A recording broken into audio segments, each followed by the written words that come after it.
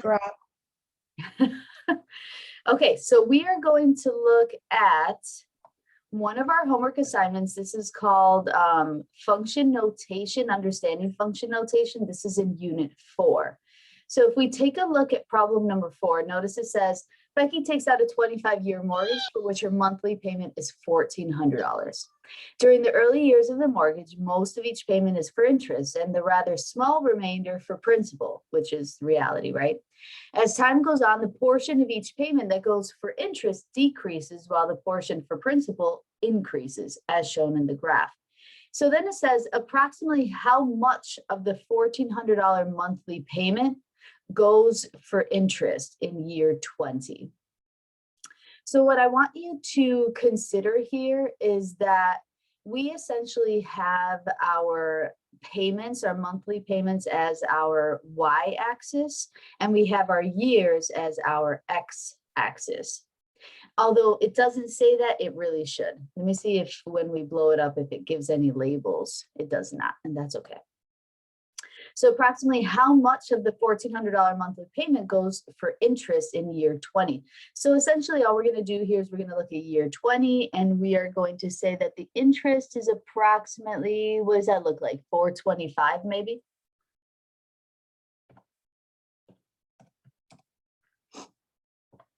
Yeah, we were pretty close. So, but I think they would accept 425. There's kind of leniency in this case, right? And then notice it says, in what year will the monthly payment be equally divided between interest and principal? So all that's saying is that whatever principal is being paid, that same interest is being paid. And so they're essentially saying, where do these 2 points intersect? So that's going to be at year maybe 16, I would say. So 16 years. Let's write that in there, and then we can go ahead and verify. It's pretty close. We should be able to get both of these correct. Awesome, because our answers were rather close. It was an estimate, and we want to just make sure that we're as close to the estimate as possible. Kim, does that help? Yeah. At this point, we are now going to take a look at our maximize and minimize application problems. So we want to look at a couple of these questions just so that we can understand exactly what Lumen is looking for. So for instance, let's take a look at number 1. It says a person standing close to the edge on top of a 108-foot building throws a ball vertically upward, right? So essentially it's going to follow this trajectory, like that. We are given the quadratic function h of t, right? Where h makes sense that it would refer to the height of the ball above the ground. And we have our function negative 16t squared plus 132t plus 108. T is seconds after it was thrown. So that's really important to note. One of the first things I'm going to do is I'm going to note here that my ordered pair is t comma h of t, which implies time or seconds and height. So every time we have an ordered pair, that's exactly what we're looking at. Notice we are asked to find the maximum height of the ball. The second we hear the word maximum, we need to think vertex, right? So we're going to use a vertex formula. Typically, it's x is equal to negative b over 2a. In this case, because x is replaced with t, we're going to write t is equal to, and we want negative b over 2a. We have negative b in this case is 132 over 2 times a, and a is negative 16. So let's go ahead and punch this into our calculator. So we have negative 132 divided by negative 32. 2 times negative 16, negative 32. So when I punch this in, I get 4.125. Now notice that this represents the time it takes for the ball to reach the maximum height. But it's not asking how long does it take to reach the maximum height. It's asking what is the maximum height. What that implies to us is we need to take that time and plug that into the actual function. So we want to find what is h of 4.125. So let's plug this in. Negative 16 times 4.125 squared. Let me open this up a little bit more. Plus 132 times 4.125, and then plus 108. I would advise you to just plug it in exactly as you see it. So negative 16, use parentheses in your calculator so that you don't even have to worry about any misinterpretations, any syntax errors. Just use parentheses. It's going to make it a lot easier. And then, of course, once we plug everything in, we see that our final value is 380.25. So when the ball hits when the ball hits 4.125 seconds, right? When 4.125 seconds passes by, it hits a maximum height of 380.25. I'm assuming it's feet. Perfect. So that's exactly what we will write in here. I don't anticipate we have to round. There's nothing that says we should round. So I would put it exactly as I see, and I can verify for you that that is the correct answer. Next, it says, how many seconds does it take until the ball hits the ground? What that implies to us is that the ball is hitting the ground, which means that the height is 0. So we're going to write our equation like so. I'm going to use a different color because why not? So we have 0 is equal to, and now we have negative 16t squared plus 132t plus 108. There's a couple things we could do to solve this equation. I'm going to see if negative 16 is divisible into 132 and 108. So if we take 108 divided by negative 16, we get a decimal. That's kind of a bummer. They're all even numbers, so I could reduce this a little bit, or if it's okay with all of you, I'm just going to use the quadratic equation. So I'm going to write this out. 0 is equal to negative 16t squared plus 132t plus 108. And I'm just going to use the quadratic equation. So let me stop sharing this screen and let's switch to my notes.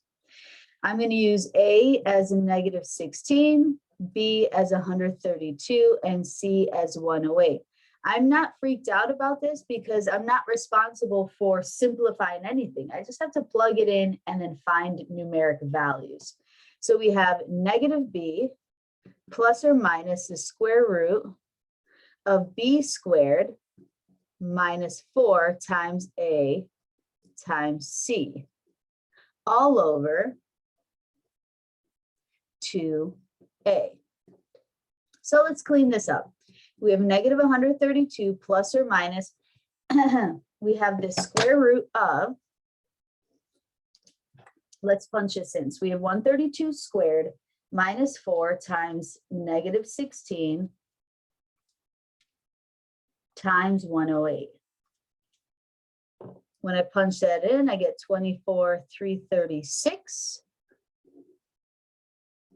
And that's all over negative 32. So I'm going to take this expression and I'm going to type in, and I'll show you.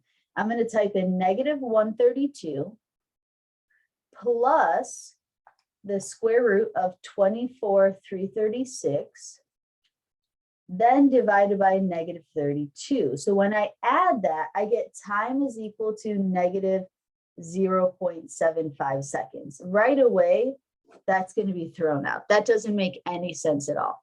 So then I'm going to take negative 132, subtract the square root of 24,336. Then let's divide that by negative 32, and we get that t is equal to 9. So just like that, we verified that it takes 9 seconds for the ball to hit the ground. So let me go ahead and look back at the same problem.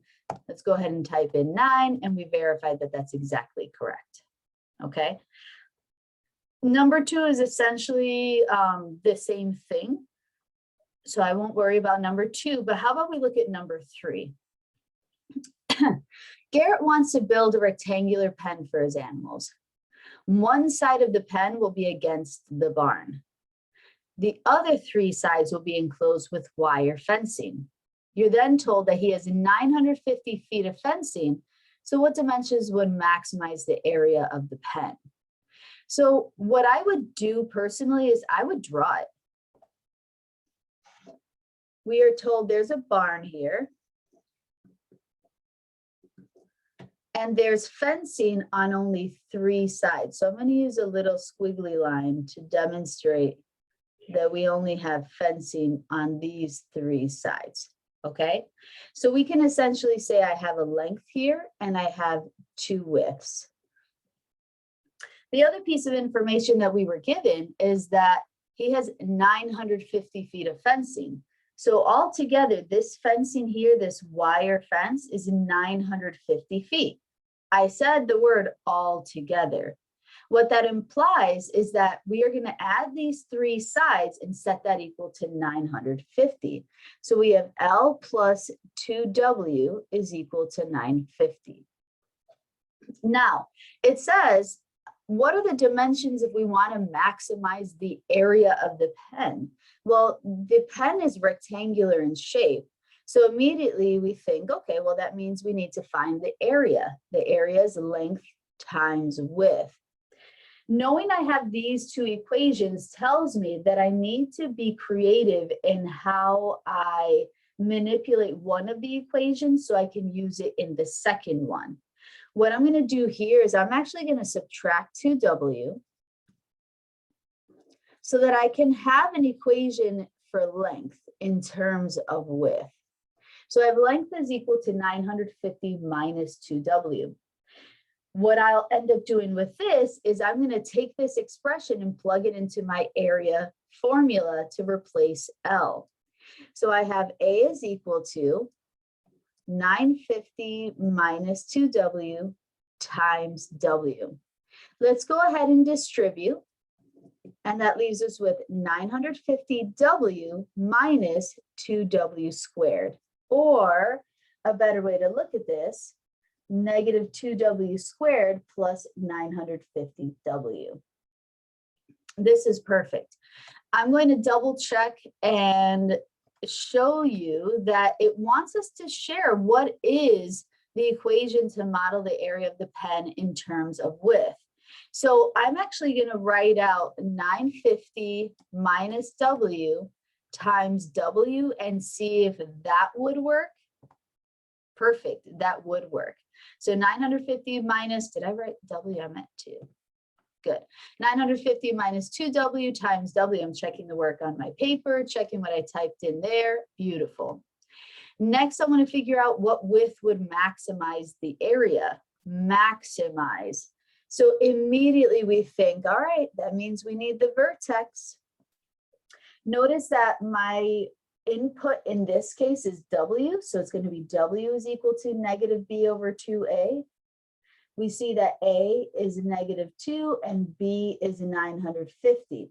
If we needed a C, recognize that C in this case is 0. There is no constant term.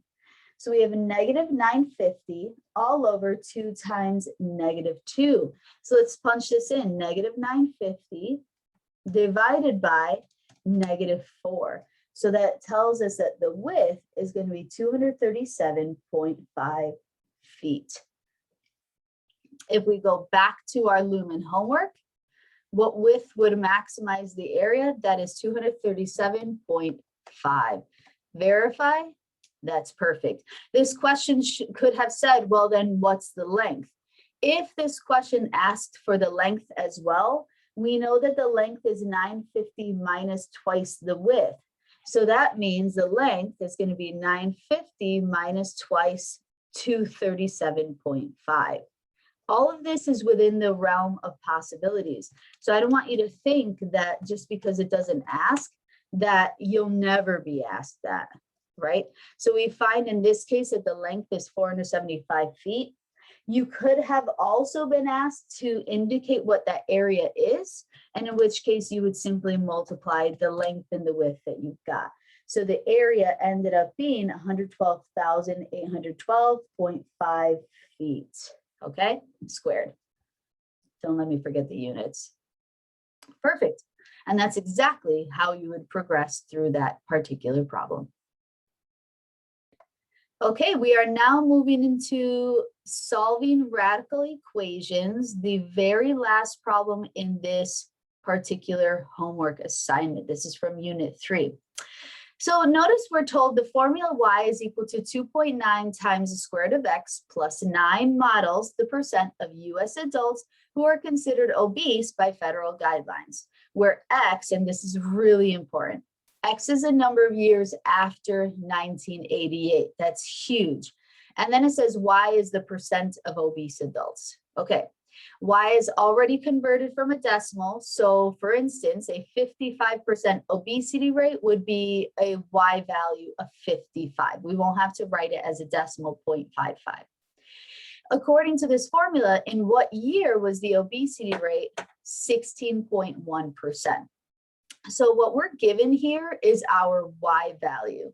When we look at our equation, y is equal to 2.9 square root of x plus 9, that's telling us that y is 16.1. But what we want to know is what year is this pertaining to? So I'm going to scoot over to my notes. And we're told here that y is 16.1. So let's go through the motions for solving this particular radical equation. The very first thing that we're going to do here is our goal is to isolate the term with the radical. So I'm going to subtract 9 from both sides. Perfect. So we have 16.1 subtracted, excuse me, I can't even talk, 16.1 minus 9. That's going to give us our 7.1. We have equal to 2.9 times the square root of x. I still want to isolate that radical, so I'm actually also going to divide by the coefficient. So I'm going to take 7.1 and divide by 2.9. Now, when I do this, I get a very large decimal. I get this value. I don't want you to panic about this. If this tends to freak you out or whatever, keep in mind, we're being asked to approximate the year. So it's okay to have our answer in decimal form in this case. So I'm going to write to 4 places, 2.4483. That's going to be equal to the square root of x. Notice that we divided our coefficient 2.9. The very last thing we have to do is we want to get x by itself. So we need to get rid of the radical, the square root. What the opposite of taking the square root is squaring both sides. Okay, so we're going to do exactly that. So we square both sides. Let's go ahead and square my answer here. And we get 5.994. What I would do in this case, because it's so close to 6, is I would actually round up to 6. Now, according to the word problem, we were told, and I'll share the image again, we were told that x is a number of years after 1988. So if we found that x was equal to 6, what that implies is 6 years after 1988. So if you take 1988 and add 6 to it, you're going to get the year 1994. So that's a pretty good estimate. It says round to the nearest year. So 1994. And we found the exact answer. Notice below it says round to the nearest actual year. Okay, so we didn't want to say 1993.99. That doesn't make any sense. So we're just going to round up and say it's 1994. Perfect. So if we return back to our understanding function notation homework, this is in unit 4, problem number 1 is a very interesting problem with multiple parts. I want you to notice that we were given f of x, here's our first function, g of x, our second function, p of t, our third function, and h of x, our fourth function. So for this particular problem, we are actually looking at 4 different functions. So it just depends on what the prompt is in the problem itself. So take a look at the first one. Notice it says evaluate f of 0. When you think of evaluating f of 0, remember that our function was originally f of x, right? So it was originally f of x. What this is saying to us is that if we had an ordered pair, we want to know what's y when x is 0, right? That's essentially what we're trying to find. So what I'm going to do is I'm going to look at my graph of f of x, and I'm going to say, well, when x is 0 here at this point, then my y coordinate is also 0. right? So we can say that we'll write the ordered pair 0, 0. That's our point on our function. So f of 0 is 0, and we can verify that, of course. Next, we're asked to determine x when f of x is 3. So thinking about this same exact idea, we're told that this time f of x is 3. So we want to know what is the x coordinate when y is 3. That's essentially what that's looking for. So I'm going to go to my y-axis where 3 is, and then I'm going to scoot over to the actual function until I hit the point where y is 3. Notice at this point, x is 2. So my ordered pair is 2, 3. Having said that, I just solved this particular equation. It says determine x, and we have found that x is equal to 2. Let's verify this one. Perfect. Next, we're asked to evaluate g of 28. The really amazing thing about this is that g of x is just a listing of all these ordered pairs, right? And if it's asking you to evaluate g of 28, remember what that means. We know that that 28 is replacing x. So think of what we originally had, and now it says g of 28. That must mean that x is 28, and what we need to figure out is what's the corresponding y. So we go through each coordinate, each set of ordered pairs, and we find where x is 28. When x is 28, y is a -2. I like that a lot because you're essentially just scoping through each of the ordered pairs. Next, we want to determine x when g of x is 25. So what does that mean? That in our ordered pair, that means that y is 25. So I want to look for where y is 25. I still haven't found it, There it is. When y is 25, x is 44. So keep in mind that it's asking you to find x, which is a clue that tells you you have y. All right. Always be very logical about this experience. Next, we want to evaluate h of 16. So we're going to jump down to this function below. So because we want to find h of 16, we're going to go ahead and write down the function. H of x is equal to 26x plus 5, which implies h of 16 means plug in 16 for x and evaluate that function. So we're going to punch in 26 times 16, and then of course add 5 to that, and we get h of 16 is equal to 421. Let's go ahead and type that in here, 421. Let's verify. Perfect. Next, we want to determine x. So we don't know x, but we do know that h of x is 499. So what I end up noticing in this case, nope, I didn't mean to do that. Let's try that again. So what I'll notice in this case is that my h of x is going to be replaced with 499. And then that means we need to solve for x. So I subtract the 5. So we get 494 is equal to 26x. And then of course I divide by 26. So let's go ahead and divide 494 by 26 to get 19. So we find that x is 19 when h of x is 499. Again, let's verify. Perfect. We have our answer. Next, we have p of 59. Again, our original was p of t. That means t is being replaced by 59. So let's look for where t is 59. Boom, there it is. So that means p of t is 99, right? P of 59 is 99. And lastly, we want to figure out what is t when p of t is 69. So we scroll over until we see p of t is 69. And then we notice that t is also 69. And there you have it. We have completed our problem number 1 for understanding function notation. So now we are going to look at Unit 5, solving systems of equations, and we're going to look at the very last question. Let's keep going, let's keep going, let's keep going, let's keep going.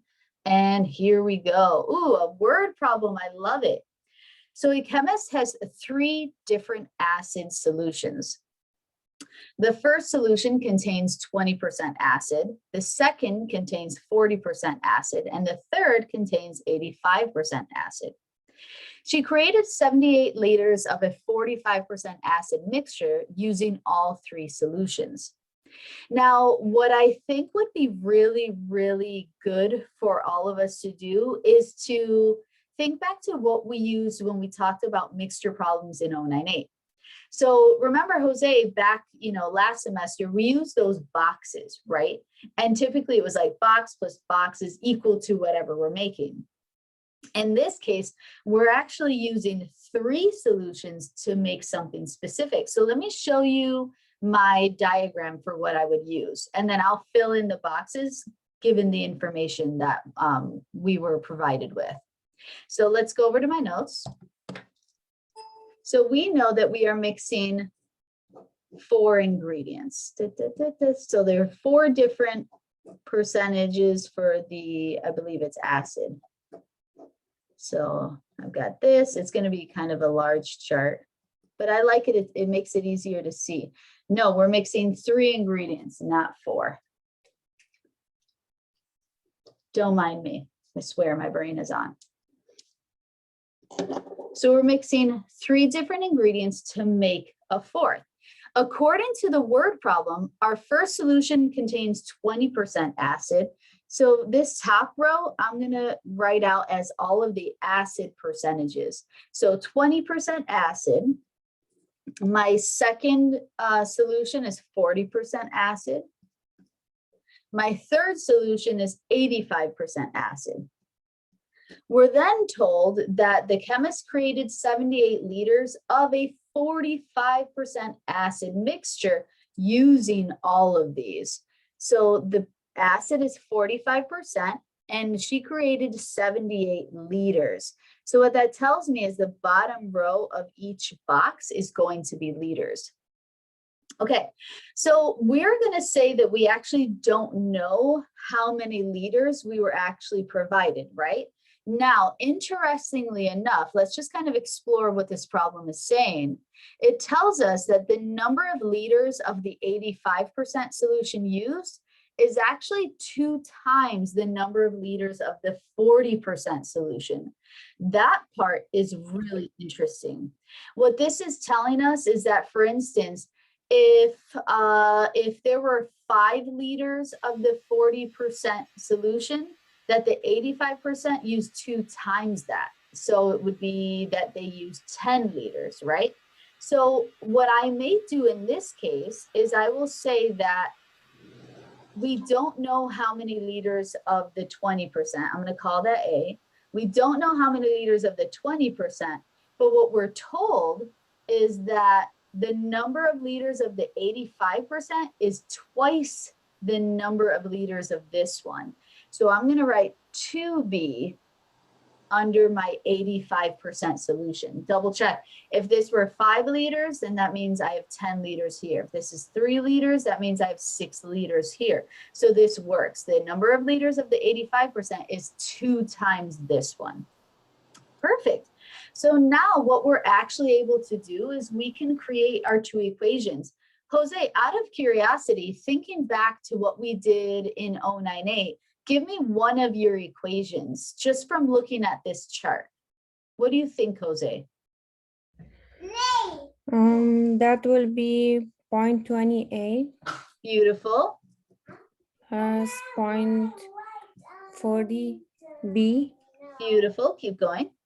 Plus 0.85 times 2B. Yep, keep going. That will be equal 78, or we have to multiply both of them. Oh yeah, whatever you do in the first 3 boxes, you definitely want to keep doing that for the last box. Okay. Perfect. And then what was your second equation? Thinking back to what we did last semester. A plus B plus 2B equals 78. Perfect. Thank you so much. It's interesting how we took what we learned before, which was only 2 boxes equal to another, and we expanded that. So it ended up having the same exact format. The reason that Jose multiplied the 0.20 and the A is because she recalls that the value of an item is the same as its concentration times amount. That concentration can also come in the form of money. So it could be cost times amount, right? That's what we do in the store every time. Like if we're gonna buy oranges and they're, you know, $2 a pound, if I get 5 pounds, I'm getting $10 worth of oranges, $10 value, because it's $2 per pound. So you say, well, what's the cost and how much did you get? It's the same exact idea. So keeping that in mind, she created 2 equations. The first equation dealt with value, the value of each solution. The second equation dealt in how many liters of everything. This many liters plus this many liters plus this many liters equal the total number of liters. So that's essentially what we were looking for here. What we're going to do to move forward is we're actually going to clean this up. So for instance, we see here that we have 0.85 times 2, and that's going to give me 1.7b. So I'm going to actually combine these 2 terms. So 1.7 plus 0.40 is going to give me 2.1. So my first equation is 0.20a plus 2.1b is equal to, and then let's do this math, 0.45 times 78 gives me 35.1. Our second equation, we have like terms. So we have a plus b and 2b make 3b, and that's equal to 78. So in this case, I'm going to solve by using elimination. I'm going to multiply the second equation by a negative 0.20. I'm just going to use the opposite of my a term since that's going to make it the easiest to eliminate. Make sure you distribute. So we get 0.20a plus 2.1b is equal to 35.1. Now let's distribute that negative 0.20. So negative 0.20a, negative, so we'll do 0.20 times 3, oops. Wow, I can't even do this. Negative 0.20 times 3, that's going to give me negative 0.6b. And then take a negative 0.20 and multiply that by 78, and that's going to give me negative 15.6.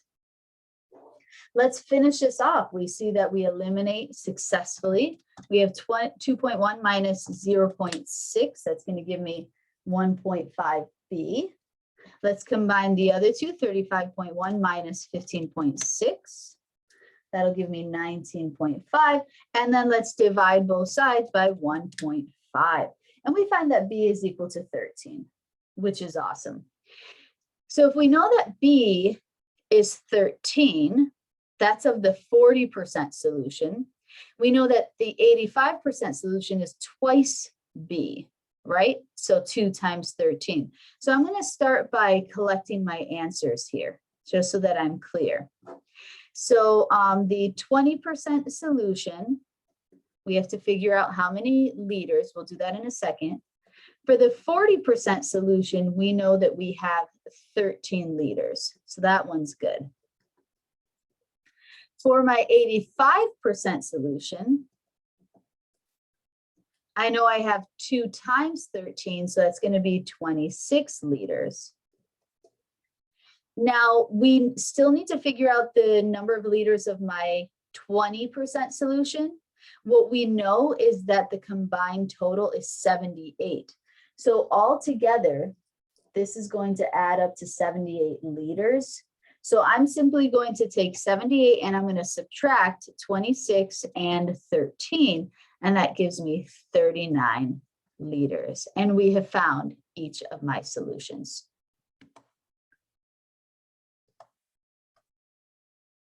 I'm going to go ahead and share this screen here. So we have 39 liters of the 20%, 13 liters of the 40, and 26 of the 85. Let's verify that's perfect. This one's perfect. And that one's perfect. Excellent. Okay, and that concludes the review session. So I'm going to post this for your viewing, of course. And then as a little gift, I extended all of the due dates for the rest of the homework 3, 4, 5, including the test, comprehension check, and the final exam to Saturday by midnight. So I will see you all tomorrow for our very last class session. Bye.